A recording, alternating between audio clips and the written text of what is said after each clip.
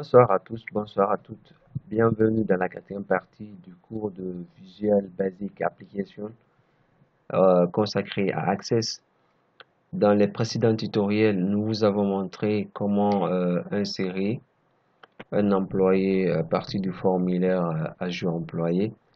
Également, les tutoriels qui ont suivi, nous avons montré également comment, à partir de ce même formulaire, accéder à un autre formulaire que nous avions créé, présenté, à savoir le formulaire d'édition des employés, où nous avons expliqué comment, à partir du code VBA, rechercher un employé à partir de ce matricule et à partir de ce matricule, comment modifier les informations, valider ces informations sur les boutons que nous avions présentés, modifier, supprimer. Dans ce tutoriel présent, la quatrième partie maintenant, nous allons expliquer comment gérer les salaires de ces différents employés. Donc, après avoir vu comment faire l'insertion des différents employés, on va expliquer maintenant comment, à partir des employés créés et sur le formulaire ajout employé, les retrouver sur le formulaire gestion salaire et à partir de ce formulaire, valider le salaire d'un employé. Donc, insérer les informations dans la table salaire que nous avons précédemment créée. Alors, je vais lancer la base de données. À partir de ma barre de tâches, donc, je vais ouvrir la base de données. J'ai créé le formulaire, donc un autre écran qui permet donc de gérer plus facilement les salaires des différents employés. Donc, ce formulaire est présent, est structuré comme suit. Donc, vous avez une partie euh, où on peut choisir, donc rechercher le matricule de l'employé dont on veut saisir, dont on veut valider le salaire. Donc, à partir de ce cadre, on sélectionne un matricule. Une fois le matricule sélectionné, il affiche les informations de cet employé, à savoir le nom et le prénom ainsi que l'adresse. Ensuite, à droite, le cadre à droite donc, permet donc de saisir les informations sur le salaire de l'employé sélectionné, à savoir son salaire de base, les primes s'il en a eu, les indemnités qui sont des augmentations de salaire. Ensuite, le salaire brut de l'employé, donc qui est obtenu sur la base du salaire de base et des primes ainsi que les indemnités qu'il a obtenues. La cotisation sociale qui s'élève à 5% du salaire brut, qui équivaut donc à 5% du salaire brut. Et enfin, on calcule le salaire net. Alors, ces informations seront calculées sur les zones de texte dans lesquelles nous allons faire la saisie. Et après avoir fait tous ces calculs, nous allons, à partir du bouton valider, enregistrer les informations sur le salaire de l'employé, bien évidemment dans la table salaire et dans la table salaire. Donc, je vais donc vous montrer à partir du code VBA comment toutes ces opérations s'effectuent. Je vais cliquer sur affichage, mode création et je vais d'abord, première chose, faire en sorte que lors du lancement de ce formulaire, que tous les matricules soient présents dans la zone de liste déroulante qui est là. Donc, comme on l'avait fait antérieurement dans le formulaire ajout employé, donc je vais dans le formulaire plutôt modification employé où effectivement dès qu'on lance le formulaire, on a la liste des employés et que lorsqu'on sélectionne un employé, il affiche ces informations, c'est que sa photo. Donc, nous allons faire les mêmes procédés pour renseigner la liste déroulante qui est là. Donc, je vais cliquer sur organiser, création, feuille de propriété, événement, procédure événementielle et clique sur le bouton. Il m'envoie, attention, je devais être dans plutôt le chargement du formulaire plutôt. Voilà, toutes mes excuses. Donc, je devais être dans le chargement du formulaire. Donc, voilà, dans cet événement, je me suis trompé d'événement parce que j'avais sélectionné auparavant la zone de liste, alors que je devais sélectionner ici le formulaire auparavant. Bien, on y va. Donc, je vais donc déclarer comme je l'ai fait antérieurement. Je déclare une variable dim base de données as dao.database. Ensuite, dim rs as dao.recordSet. Ensuite, je vais initialiser un site bd égale currentDB 7 rs égale à bd.openRecordSet. Je fais select le numéro de l'employé. Le numéro de l'employé, c'est numamp, le nom de la colonne. Numamp, select numamp from la table employé. Donc ça, c'est tous les matricules sans exception. Ensuite, rs.move first. Donc, pour ceux qui ont suivi alors les cours antérieurs sauront c'est quoi le move first. Ensuite, ce qui signifie ces différentes variables et cette requête pour ceux qui ont suivi. Donc, prière de visualiser d'abord les anciens tutoriels, donc la partie 2 et 3. Ils comprendront un peu à quoi correspondent ces différentes variables, à quoi correspond cette requête et à quoi correspond cette instruction, la move first. Donc, alors, pour ceux qui n'ont pas suivi les cours antérieurs, donc il est obligatoire, pour mieux comprendre ce que nous sommes en train de faire, de visualiser l'ensemble des vidéos antérieurement publiées. Alors, rs.move first, je vais tester donc while note rs.end of file. Ensuite, mi.num.addItem rs.fields numamp rs.move next et wend rs.close. Voilà, c'est tout. Donc ça permet juste de charger les différentes matricules à l'intérieur de la zone de liste déroulante. Donc après cette étape, on va aller tout droit là maintenant, voilà. Et lorsqu'on clique sur la zone de liste déroulante, on va lui demander donc d'afficher les informations dans les zones de texte présentes, à savoir où se trouve le nom de, donc je vais renommer ça, le texte 1, je vais mettre nom amp, donc le nom de l'employé, ainsi que l'adresse, donc adresse amp, adresse.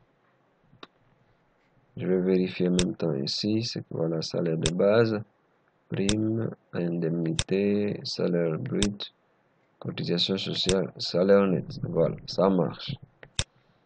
Okay. Donc, je reviens dans le code.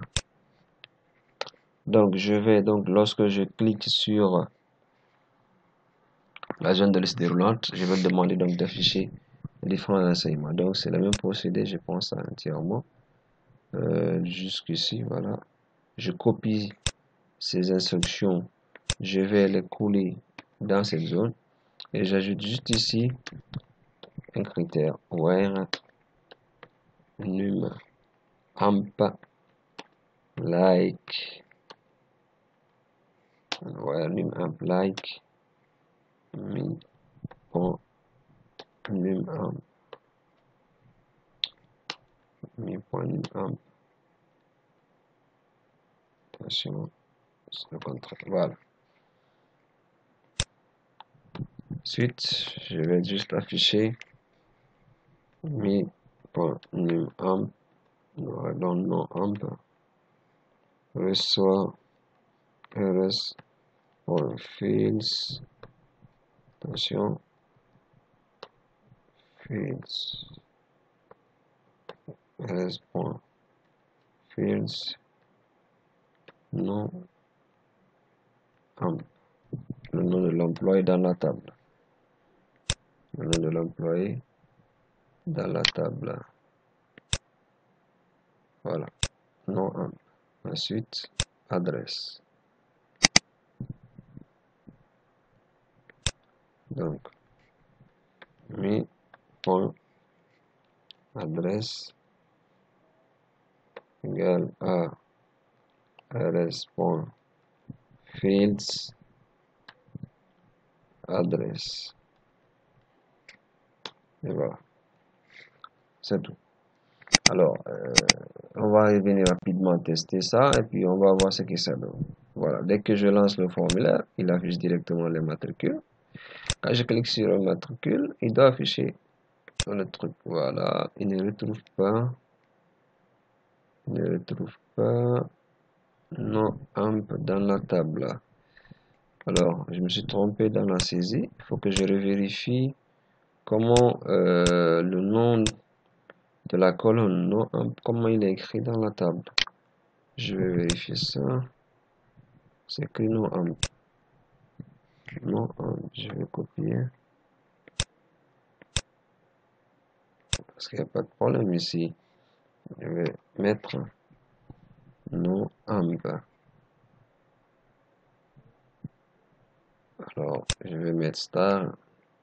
Voilà. Select star. Donc là, c'est tous les champs. Hein. Voilà, c'était là l'erreur. Au lieu d'afficher uniquement le numéro de l'employé, on lui demande d'afficher tous les champs, y compris le numéro de l'employé. Donc, dans le numéro correspond à celui-ci. Voilà. C'était justement là l'erreur.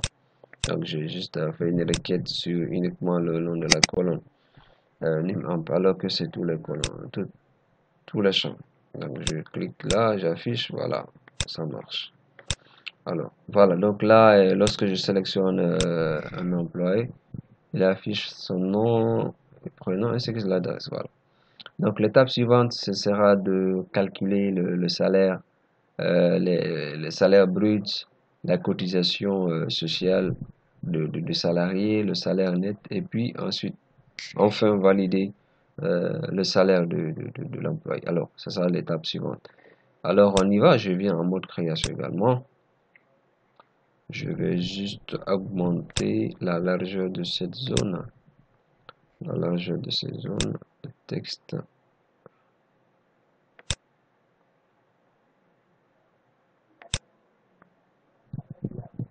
La largeur de cette zone de texte. Je vais augmenter tout. Voilà. Je vais pousser un tout petit peu vers la gauche. Voilà. Alors, pour y parvenir, je vais calculer. Voilà, je vais calculer suivant une formule. La formule de calcul du salaire brut, c'est quoi? En fait, donc il s'agit alors de faire la somme.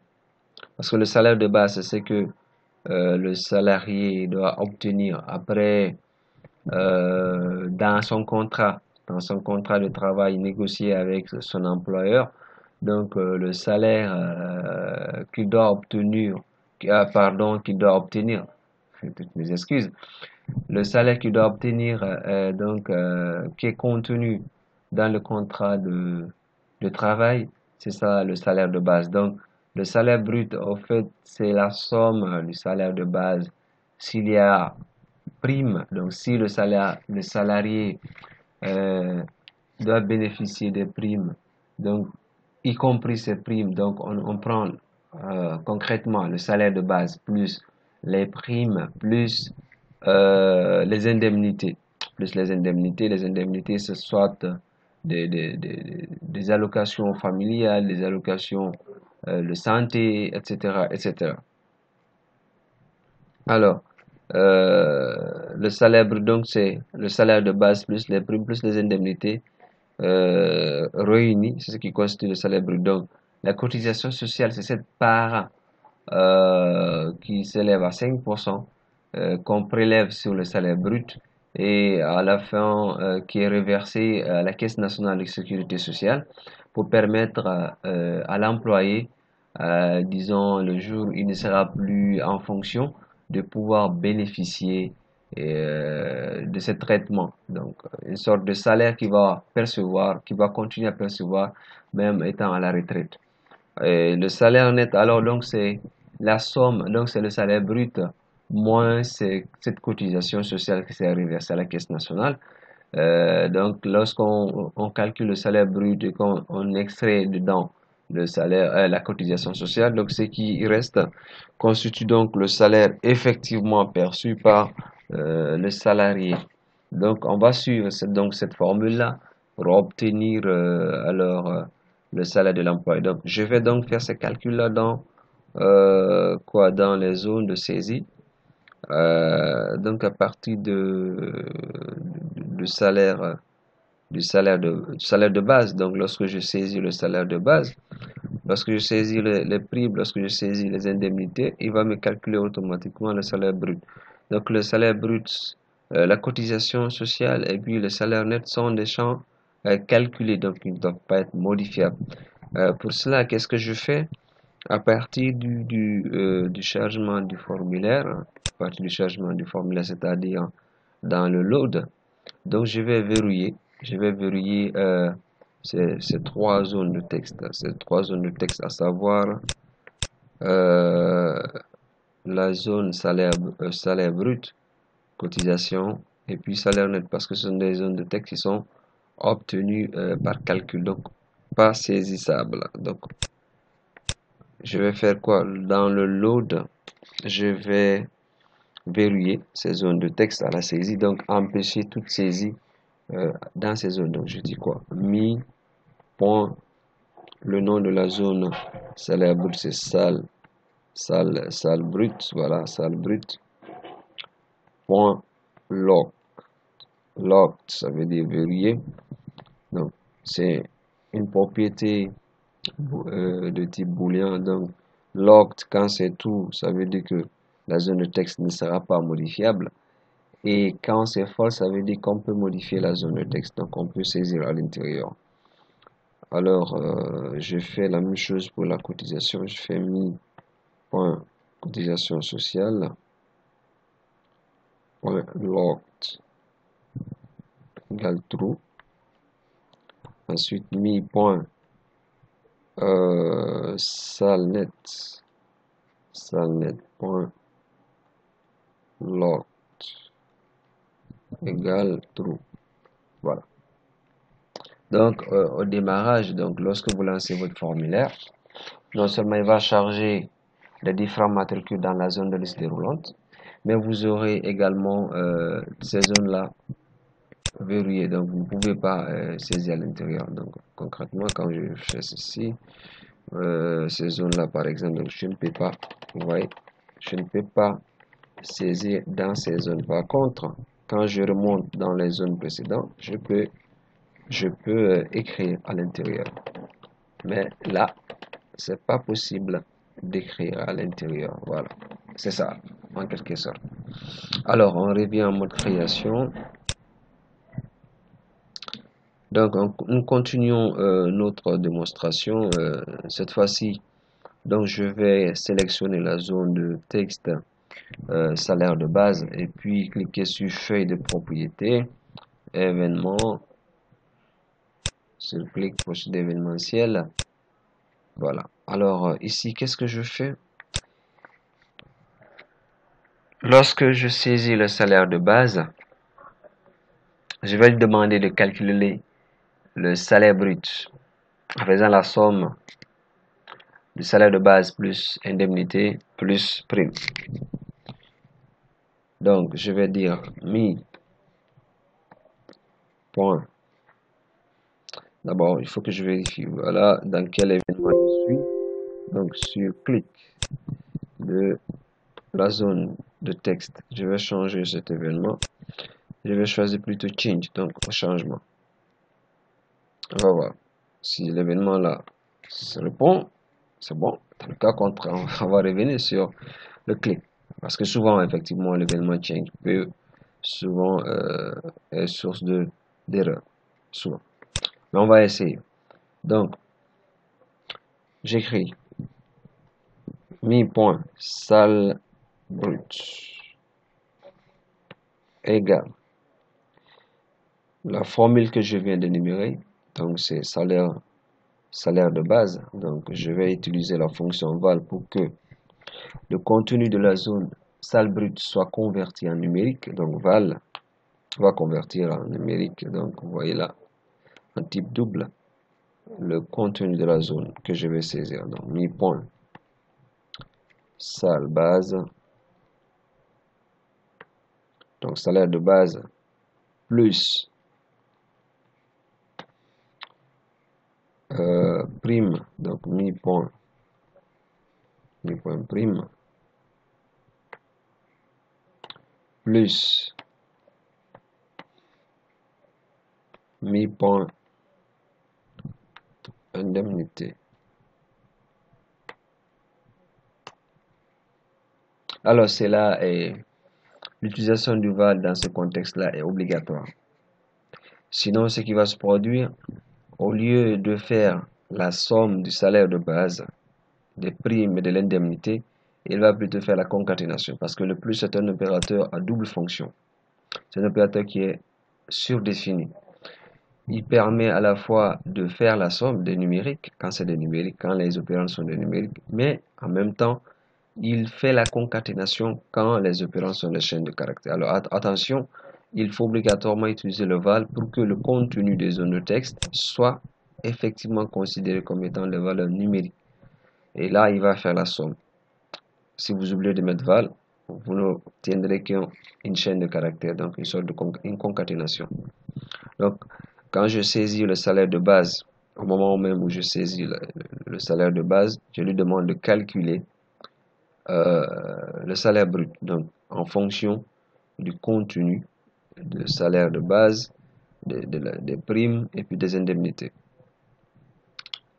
Alors, au même moment, je vais lui demander de calculer la cotisation sociale. Cotisation sociale, c'est 5% du salaire brut, donc 5% de ce qui sera stocké dans le salaire brut. Donc, je vais dire quoi? Mi-point cotisation sociale reçoit donc 5% du salaire brut. 5% c'est 5 divisé par 100. 5 divisé par 100, ça va faire 0,05. Donc 5 fois 10 puissance moins 2. Donc je vais dire val mi-point salle brute. Mi-point salle brute multiplié par 0,05. Ça c'est le montant donc de la cotisation sociale. La cotisation sociale équivaut donc à 5% du salaire brut. 5% du salaire brut, 5% ce qui équivaut à 0,05. Donc 0,05 fois le salaire brut, le montant obtenu correspond au montant de la cotisation sociale. Au même moment, je vais calculer donc le salaire net. Le salaire net est égal à quoi? À salaire brut moins la cotisation. Donc mi point salaire net reçoit val donc mi point salle brut moins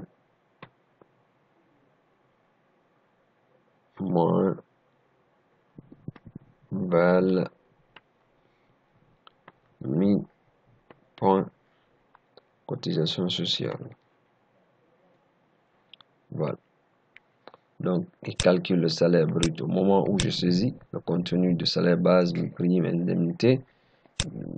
Ensuite, au même moment, il calcule la cotisation sociale et le salaire net. Donc, je vais reproduire les mêmes instructions dans les autres zones, c'est-à-dire au moment quand je saisis les primes, quand je saisis les primes, il fait le même calcul, il va faire les mêmes calculs. Donc, je mets ça ici. Attention, je change d'événement. Je mets dans change. Ensuite, je vais sur le formulaire suivant, indemnité, sélectionner, change d'événement, je choisis change. Donc, sur changement, je fais les mêmes opérations. Et voilà, je crois, c'est tout. Donc, c'est les 3 zones. Je vais enregistrer ces modifications. Je vais donc, pour mieux gérer, mettre des valeurs initiales, donc égale à 0. Je vais mettre une valeur initiale égale à 0. Valeur de départ, je viens d'en donner. Valeur par défaut, je mets 0. Là également, valeur par défaut, je mets 0. Et là également, valeur par défaut, je mets 0. Je vais exécuter. Voilà. Donc, quand je sélectionne le premier employé, je viens dans la zone, je saisis son salaire de base. Supposons que je dise qu'il reçoit par mois un montant de 1 million. 1 million. Il devait calculer, il devait calculer 1 million.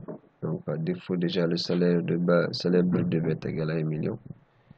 Voilà. Prime, supposons que c'est 1500. C'est 5000. 5000, bien sûr, c'est 1000 francs guinéens. Salaire brut, il m'envoie combien? 1 million, c'est pas évident. 1 million, ça devait être 1,5 million. Ensuite, indemnité 1200. Indemnité 1200. Non, c'est pas bon du tout. Il m'envoie combien? 1,5 million. Non. Alors, il y a tout un problème dans les calculs. Un problème dans les calculs, donc je reviens dans les codes. Il y a un problème dans les calculs, donc il faut revoir. On a dit quoi? Au niveau d'abord, commençons par la zone de texte salaire de base, le mettre donc dans le change, comme tout à l'heure là, je l'ai dit. On va l'enlever dans le change, je vais le mettre dans l'événement. Je préfère le mettre dans l'événement. Je vais supprimer tout ça. Je vais préférer utiliser finalement l'événement sur clic. Je vais enlever tout ceci. On va voir ce que ça donne quand c'est sur clic. Indemnité. Sur Lost Focus. Okay, on va le faire sur clic même. Lost Focus, c'est plus efficace. L'événement Lost Focus est plus efficace dans ces contextes-là. Alors, je vais sélectionner à nouveau. Après avoir supprimé, donc j'ai supprimé tous les événements dans lesquels j'avais mis. Donc, je reviens à 0 pour voir ce que ça donne. Parce que ça ne correspond pas effectivement à ce qui est souhaité. Alors, je vais à nouveau dans événement, je vais choisir l'événement sur perte de focus, Lost Focus. Donc, Lost Focus, en fait, l'événement Lost Focus permet donc de faire les calculs des actions lorsque le curseur quitte carrément la zone. Donc, lorsque la zone perd le focus, donc on lui demande de calculer le salaire brut de l'employé. Donc, salaire brut égal à salaire de base plus les primes plus les indemnités. Donc, on va essayer ça avant de continuer sur les autres. Donc, je vais exécuter. Je sélectionne un employé. Je saisis son salaire de base 1 200 000 par exemple, francs guinéens. 1 200 000 francs guinéens. Quand je clique, voilà, ça marche. Donc, quand je clique, quand je tape sur la touche tabulation, donc quand je quitte sur la zone, il me calcule automatiquement le salaire brut, la cotisation sociale correspondante et puis le salaire net. Donc là, les primes, supposons que les primes égales à 0 et les indemnités. Donc lorsque je saisis le montant, lorsque je saisis de la même façon le montant de la prime et le montant d'indemnité, il va effectivement en déduire. On va calculer le salaire brut en fonction de ça et en déduire également la cotisation. Et alors, lorsqu'on s'arrête là à 0, effectivement, les 1 200 000, c'est ce qui correspond également au salaire brut. Il va calculer en fonction de ça les 5%. 5% des 1 200 000, ça correspond donc à 60 000. Et le salaire net, donc, ça va être quoi? 1 140 000. 1 140 000. Donc, ça, c'est après avoir soustrait les 600 000. Donc, on va donc, comme ça marche, on va appliquer la même formule sur les zones primes et indemnités.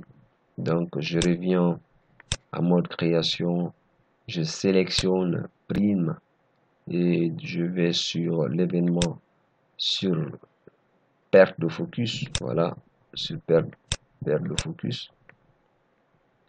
Sur perte de focus, je vais appliquer la même formule. Voilà, même formule. Ensuite, indemnité sur perte de focus. Je vais appliquer la même chose. Et voilà. Donc, je vais à nouveau tester. Je sélectionne un employé. Ensuite, je saisis le montant 1 500 000. 1 500 000. Tabule, il m'envoie effectivement 1 500 000. Je tape le prime. Je dis par exemple, il bénéficie de 100 000 francs comme prime. 100 000. On le fait 1 600 000, effectivement. Donc 1 500 000 plus 100 000, ça fait 1 600 000. Indemnité, donc je dis c'est 20 000. 20 000. Et voilà, ça fait 1 620 000. 1 620 000, ça c'est le salaire brut. Lorsqu'on y soustrait, lorsqu'on calcule la cotisation, donc 5%, 5% de 1 620 000, ça va faire 81 000. Donc 81 000 soustrait de 1 620 000. L'employé va percevoir effectivement 1 539 000. Alors, voilà comment on fait les opérations de calcul. Donc, on va y ajouter tout simplement la devise du pays, et puis permettre également de formater, de faire en sorte que ces montants-là soient lisibles. Donc, vous constatez effectivement que les montants tels qu'ils sont affichés, c'est difficile à lire parce qu'il n'y a pas de séparateur. Donc, on va ajouter un séparateur de milliers pour chacun de ces montants ici présent. Donc, vous allez constater que c'est pas modifiable. Ça, on peut pas supprimer ça. Voilà, parce que ça a été validé auparavant. Donc, mais chaque fois que vous modifiez le montant des primes, par exemple, je mets ici 200 000. Voilà, il modifie automatiquement le salaire brut et puis la cotisation et puis le salaire net. Voilà. Donc, on va ajouter un séparateur de milliers et puis afficher la devise la devise la devise. Alors, je vais sélectionner les zones de texte ici présent. Je vais un peu réduire. Je vais réduire un peu. Ensuite, qu'est-ce que je fais? Je réfléchis à comment afficher la devise. Bon, allons-y d'abord, je vais ajouter un séparateur.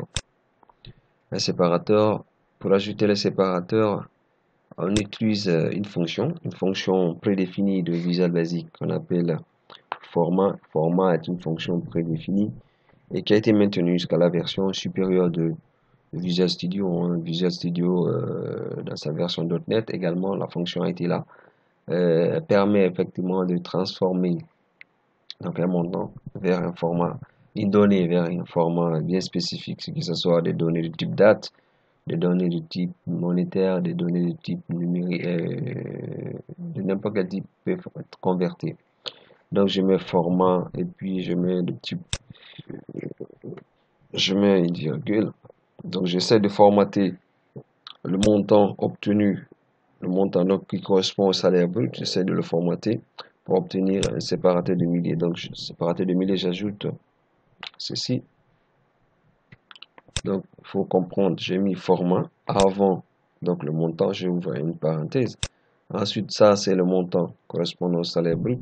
Je mets une virgule et puis j'ouvre deux griffes. Je ferme la parenthèse. Comme ça, pour faire un séparateur de milliers, j'ajoute des dièses. Les dièses correspondant chacun à un chiffre. Donc je fais dièse. Ça, les trois dièses correspondent à trois chiffres. Voilà. Donc ça c'est 1 million. Ça c'est le million, ça, effectivement. Je fais la même chose pour le salaire, la cotisation. Je mets format. Format. Je mets une virgule là. Je fais ceci.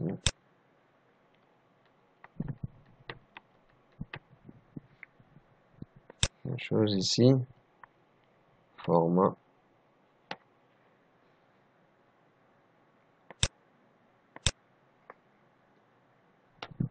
Attention. Voilà.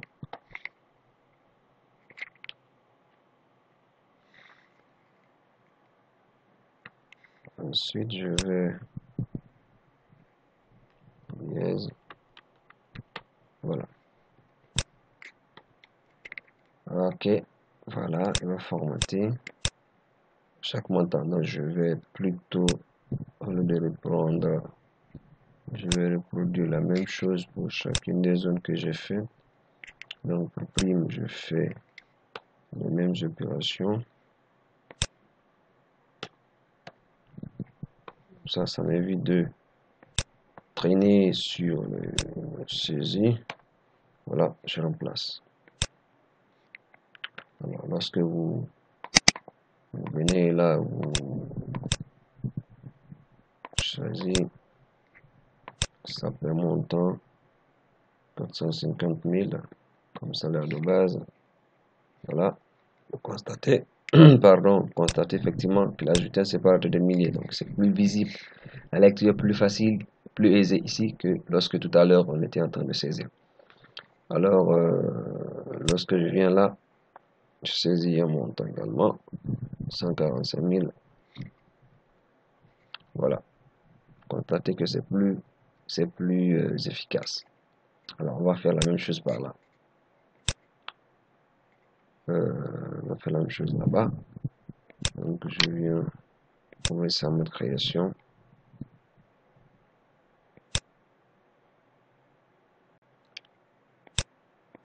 En mode création, je fais quoi?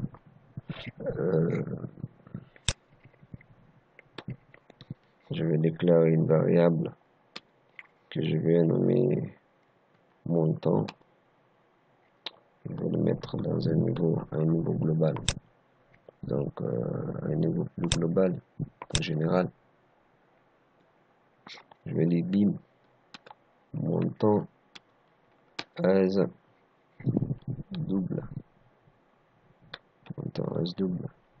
Donc, chaque fois, je vais récupérer même montant, va recevoir le contenu de la zone salle base. Ça d'abord c'est indemnité. Indemnité, voilà. Indemnité. indemnité. Ensuite, je vais dire mi-point indemnité reçoit format. Attention, format, montant, fais ceci, fais ça, voilà. Donc, je reproduis la même chose pratiquement dans le cas de salaire de base.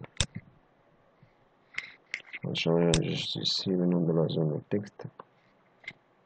Pour le nom d'indemnité, ça va être salle base. Là, ça va être également salle base.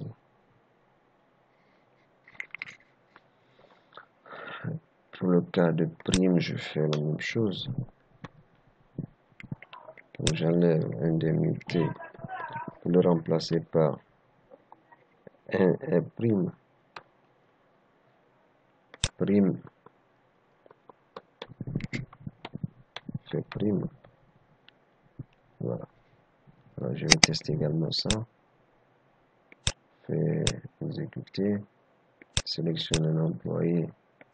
Quand je saisis un montant, par exemple, 25 000, dès que je quitte, et voilà, il ajoute un séparateur, ce montant.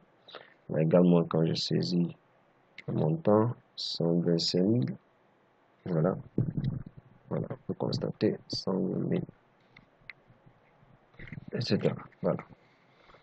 Alors, on continue, on va directement passer désormais à la validation. Donc, après avoir donc fait toutes ces mises en forme, ces calculs du salaire, on va donc valider, voir comment valider le salaire de l'employé.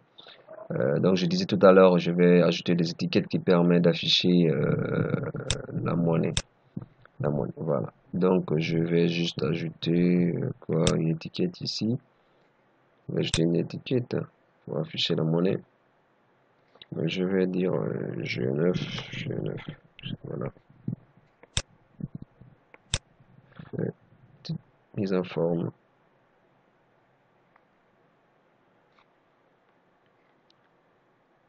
Petite mise en forme. Rapide. Avant de passer, je change la taille, la police. Je change la police. Je fais du sert à quoi? Je vais aligner le texte. Je mets ça au centre. Épaisseur de police. Je mets des micras. Couleur de texte. Je mets ça en rouge. Ok. Voilà, c'est bon. Je vais copier ça. Je copie. Je fais ça.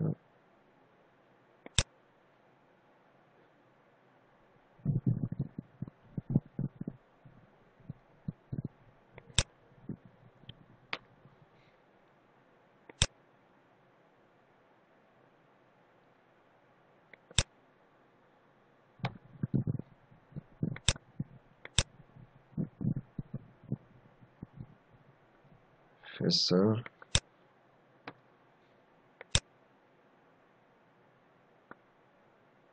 Bon, ça c'est pas trop intéressant. C'est juste pour embellir, hein. Ça n'a rien à voir avec quelconque obligation ou professionnalisation. Ça n'a rien à voir. Donc c'est juste pour embellir. D'ailleurs, c'est même pas joli à voir, mais bon, faut faire quand même. Voilà. Et voilà, je vais annuler tout ceci, ignorer l'erreur, attention, là, voilà, ignorer l'erreur. Voilà, on va voir comment ça se présente. Ok, c'est pas mal. N'est-ce pas? C'est pas mal. Bien. Alors, on continue la démonstration. On va finir donc sur le bouton ajouter, comment valider le salaire. Alors, je sélectionne le bouton valider. Je vais dans événement et procédure événementielle, clé. Alors, allons-y. Je viens directement prendre ceci. Voilà, jusqu'ici, c'est bon. Voilà, je copie ça. Pardon. Cette fois-ci, je change. Au lieu de employé, ça va être salaire.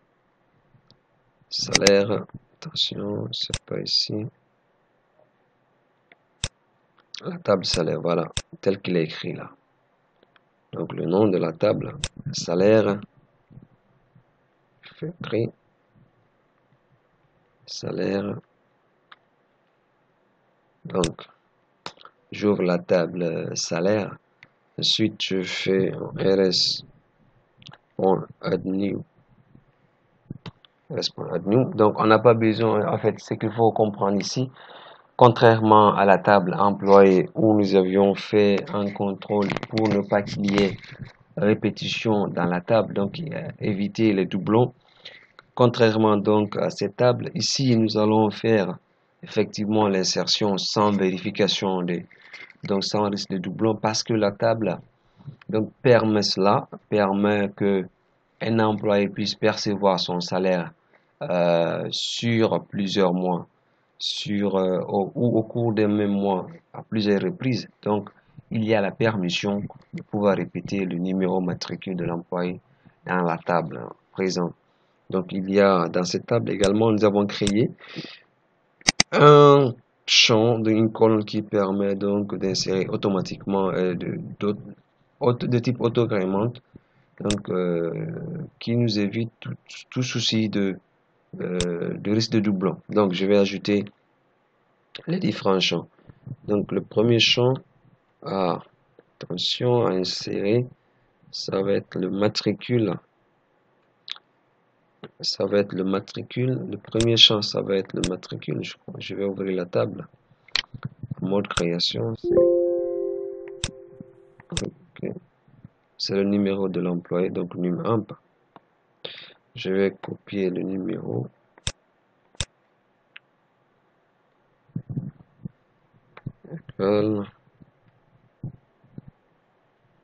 Num.amp. Je vais faire ceci.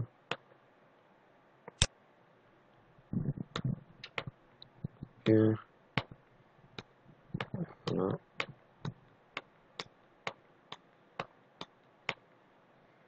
Ok, donc je vais juste modifier après le numéro de l'employé. C'est le salaire de base. Salaire de base. Ensuite, prime. On va placer le même temps ici aussi. Après, on a les primes.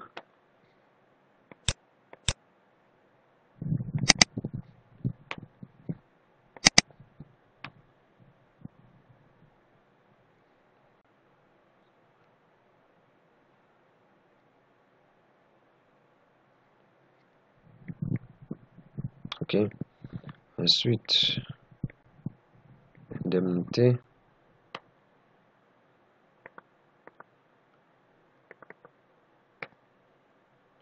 Indemnité. Ensuite, salaire brut.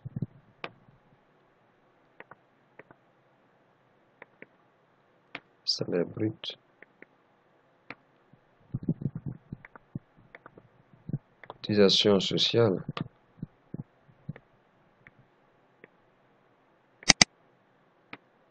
Cotisation sociale. Et enfin, salaire net.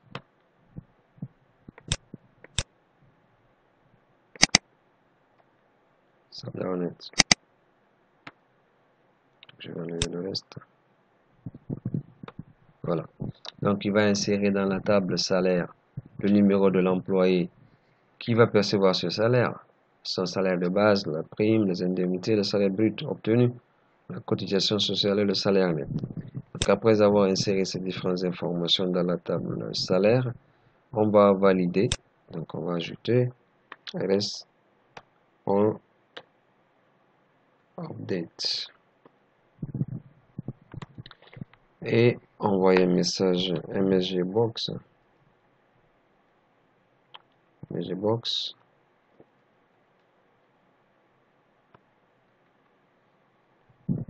donc gestion de salaire, ensuite je vais dire quoi,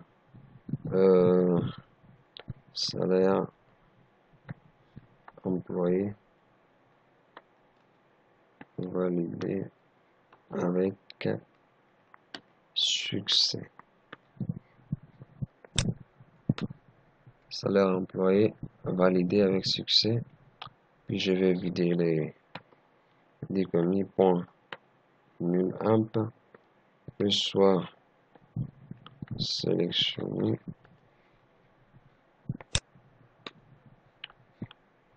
mi point non amp que soit mi point adresse mi point salle base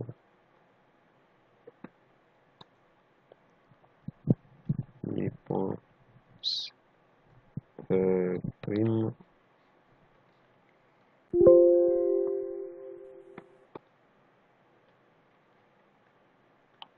indemnité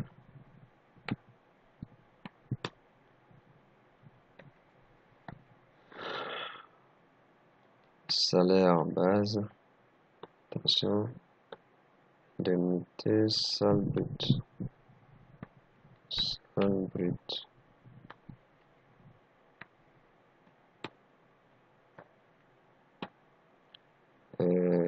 cotisation sociale,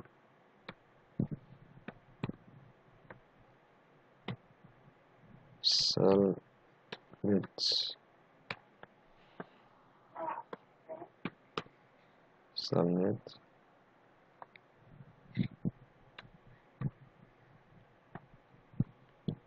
même amp,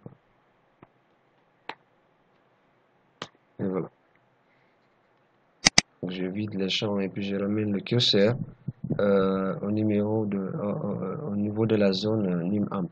Donc, mais avant, il faut faire un contrôle. Donc, il faut vérifier, il faut s'assurer que sur le formulaire, effectivement, le numéro de l'employé a été sélectionné par l'utilisateur. Sinon, ça va créer une sorte de bug.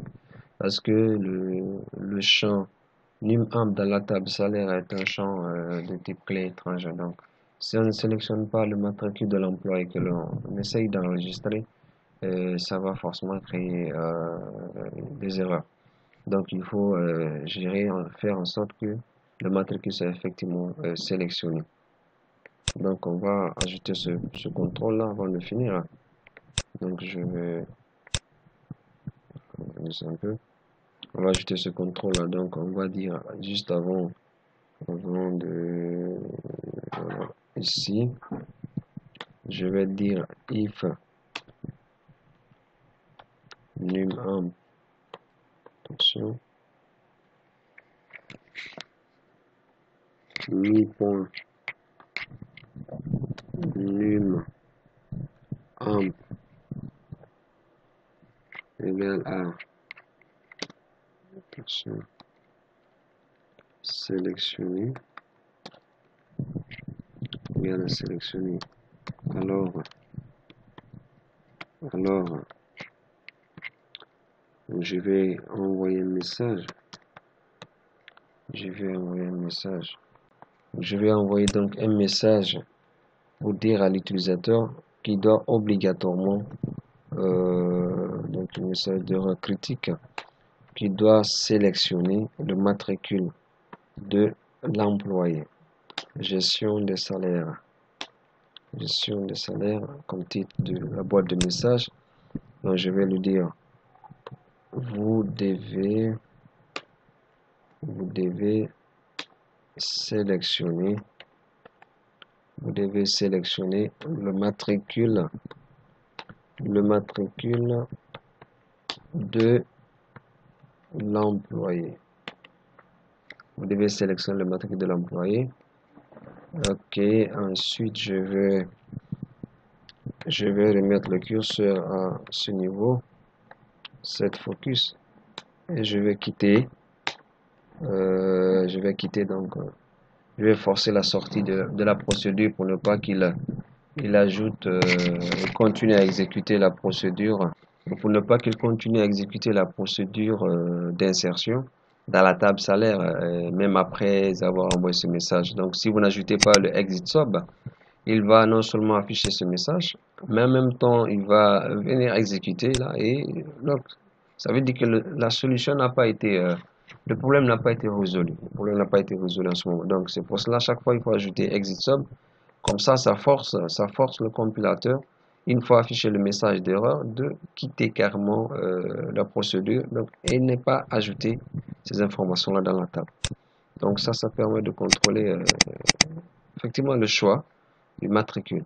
Donc après cette étape, on va programmer, faire le code qui permet donc d'annuler les zones, le contenu des zones de texte à partir du bouton annuler. Donc je vais sélectionner le bouton annuler également et je fais la même chose. Voilà, je vais donc juste coller ce que j'ai copié par là. Donc ici, c'est le même procédé. Et quand je vais donc tester ça, voilà, je vais sélectionner un employé. Je vais saisir son salaire. Il est à 1 250 000 comme salaire. 1 250 000. Ensuite, je vais saisir ces primes. Prime, je dis par exemple 250 000. 250 000. Ça va faire 1 500 000. Indemnité 150 000.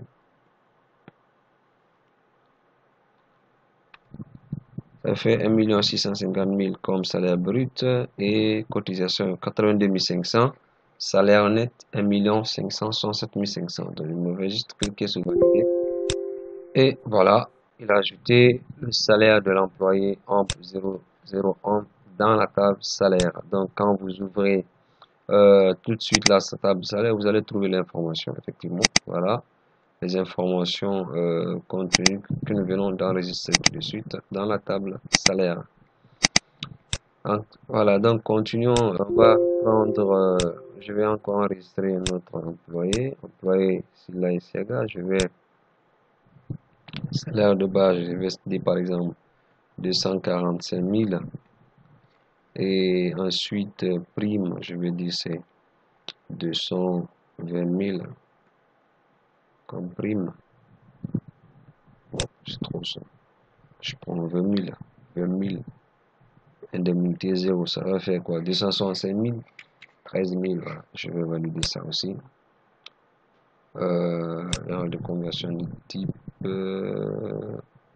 voilà. Erreur de conversion de type. Voilà, j'ai oublié, il fallait effectivement ici aussi mettre, voilà, ici, il faut que je mette, voilà.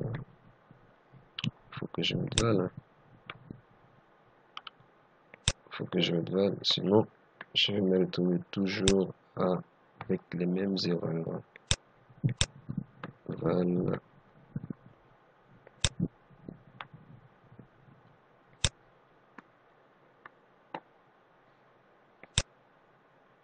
Voilà. Même chose ici.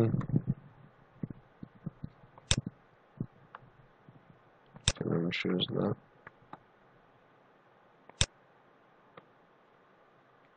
Voilà. Alors on y va, on va essayer encore. Donc quand je dis valider, et voilà.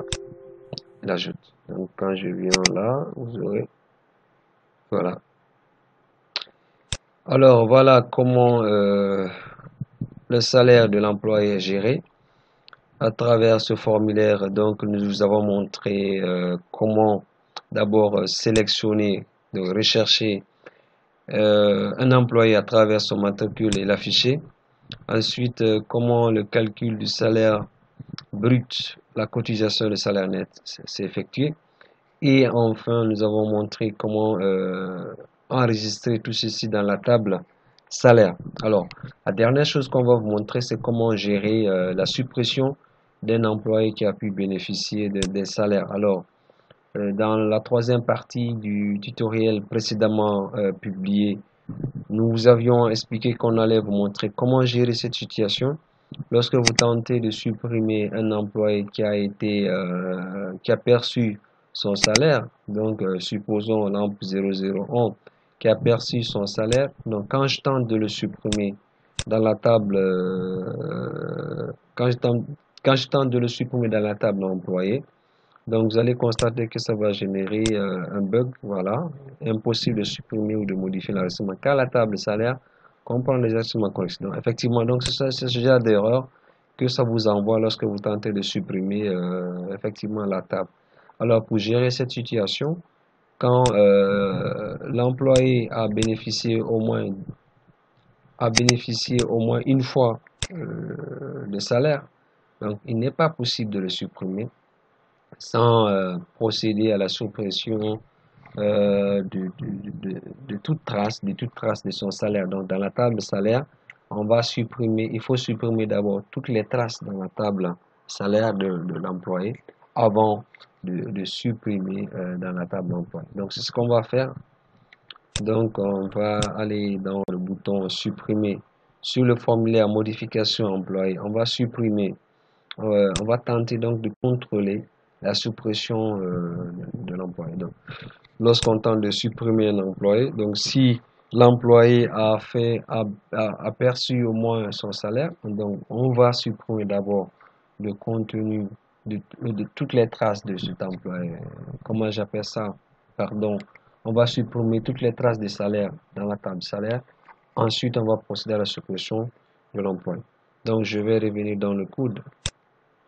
Alors, ici, je vais faire déclarer une deuxième variable, donc qui me permet donc de faire une requête sur la table DAO.record 7. Je vais faire une requête sur la table avant de supprimer, une requête sur la table salaire, donc bd.openRecord7. Donc je fais une requête sur la table. Je vais faire une requête sur la table salaire pour voir est-ce que l'employé que je tente de supprimer existe dans la table salaire. Donc numAmp from salaire where numAmp like mi.numAmp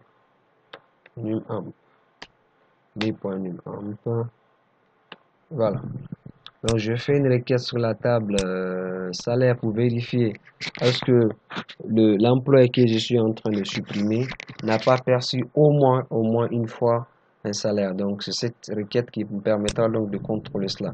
Donc une fois qu'il récupère cet enregistrement, j'essaye donc de vérifier s'il existe effectivement avant de supprimer là. Donc quand je dis oui, donc s'il existe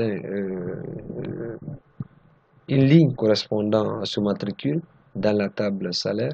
Donc je vais commencer par supprimer cette ligne d'abord. S'il existe au moins une ligne dans la table salaire, je vais donc supprimer comment j'appelle toutes les lignes correspondant à ce salarié avant de procéder à la suppression du salarié. Donc je vais dire if, donc si il existe, donc if comment je vais appeler if rc point Donc, if notes rc.end of file, donc ça veut dire s'il existe. Donc, ce contrôle signifie s'il existe une ligne dans la table salaire correspondant au matricule sélectionné, s'il existe au moins une ligne dans la table salaire correspondant au matricule sélectionné, alors de faire ceci. Alors, supprimer cette ligne-là, supprimer la ligne, donc je vais commenter, supprime toutes les traces de salaire de l'employé sélectionné. Donc, RS.DL va supprimer toutes les traces de salaire de l'employé sélectionné dans la table salaire. Et avant de supprimer l'employé en question dans la table, comment j'appelle, dans la table employé. Voilà. Donc on va essayer à nouveau voir ce que ça donne, n'est-ce pas? Je vais en mode création. Nous avions notre employé AMP001 qui a bénéficié au moins d'une fois du salaire. Nous allons tenter de le supprimer à nouveau. Tout à l'heure, ça sortait un bug. Quand je clique sur supprimer, je n'ai pas fermé une sélection, select case. J'ai dit quoi? Select case réponse, case VBS. Ok, je n'ai pas fermé le if. Ok, c'est le if qui manque. And if, voilà. And if. Je reviens donc. Attention, je n'ai pas fermé. Je n'ai pas arrêté l'exécution d'abord. Alors, je vais donc reprendre. Je reprends la procédure. Donc, je vais exécuter en mode formulaire. Je sélectionne l'employé en question, employé 001. Et puis, je supprimer, il me demande si je vais supprimer. Donc, quand je dis oui, il va supprimer. Voilà, cette fois-ci, ça marche. Tout à l'heure, quand on avait fait la même chose, il avait fait quoi? Il a bugué. Cette fois-ci, ça a marché. Donc, vous allez constater qu'il va d'abord supprimer dans la table salaire. Donc, effectivement, l'employé a été supprimé dans la table salaire. Et quand on regarde dans la table employé, il a été effectivement supprimé là également. Donc, cette fois, donc cela empêche tout bug. Donc, il vérifie d'abord que l'employé existe au moins une fois dans la table salaire. Donc, si l'employé existe au moins une fois dans la table salaire, il va supprimer toutes les traces de salaire de l'employé en question avant de supprimer l'employé dans la table employé. Donc, si l'employé, ça c'est lorsque l'employé existe. Si l'employé n'existe pas déjà, prenons le cas de n'importe quel employé ici présent. Donc, si nous prenons le cas de notre employé qui n'a pas perçu de salaire au moins une fois, je prends le cas de l'employé 006. Donc, lui n'a pas perçu de salaire auparavant. Donc, quand je le choisis, je choisis l'employé 006, quand je demande de supprimer, il supprime. Il supprime. Parce que l'employé n'existe pas. Donc, ça a été supprimé. Quand vous regardez, non, il n'a pas supprimé. Voilà, il faut que j'ajoute ce petit détail là à ce niveau là. Là, vous avez constaté que ça n'a pas supprimé, juste un petit contrôle qui manquait. Alors là, j'ai dit si l'employé a au moins une fois perçu son salaire, a au moins une fois perçu le salaire, donc de supprimer d'abord toute trace de salaire avant de supprimer l'employé. Dans le cas où il n'a pas perçu de salaire, de supprimer tout simplement. Alors c'est ce que j'avais oublié, donc on va ajouter ça. Donc ça, à partir de là, je vais insérer. Donc si il existe, je vais faire ça dans plutôt, je vais faire ça là. Donc si, je vais d'abord revenir en mode création ici. Je vais afficher ça en mode création, voilà. Donc je vérifie si l'employé existe au moins une fois dans la table salaire, supprimer toute trace de salaire avant de supprimer l'employé. Dans le cas échéant, donc dans le cas où il n'existe pas, dans le cas où on n'a pas perçu de salaire du tout. Donc on supprime tout simplement. On le supprime tout simplement. Voilà. On le supprime tout simplement. Donc je vais faire ceci. Quoi? S'il n'existe pas, il fait ceci.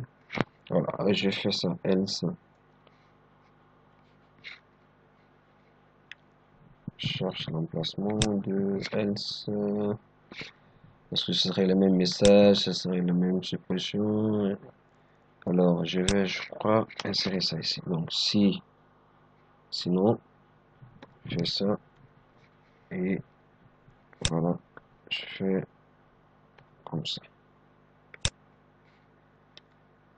Voilà. Donc, sinon, il supprime tout simplement dans la table. Je fais ceci.